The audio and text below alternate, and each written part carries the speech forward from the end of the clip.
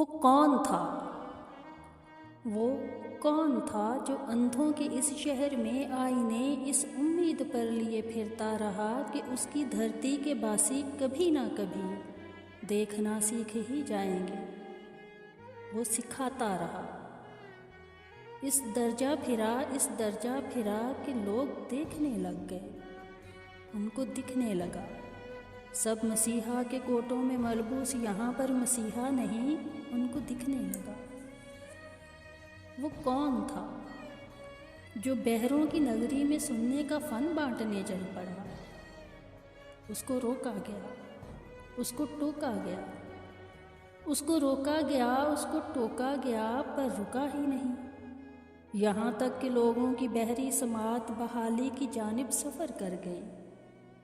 वो सुनने लगे और परखने लगे कि उनके हक़ के लिए बोलने वालों में कौन कितने हैं जो उनके हक़ में नहीं। वो परखने लगे वो कौन था जिसने गूंगों के मुंह में ज़बां रखी है, और ऐसे ही जुर्मों की पादाश में आज उसकी ज़बां बंद की गई है।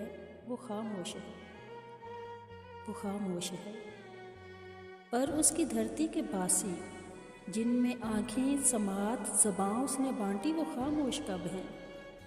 सबके सब उसके हक़ में खड़े बोलते हैं और उसकी ज़बां में ही अब बोलते हैं। कोई उसके कातिल से पूछे न जाकर, वो इतनी ज़बानों का हल क्या करेगा? कोई उसके कातिल से पूछे न जाकर, वो अब क्या करेगा? वो अब क्या करेगा?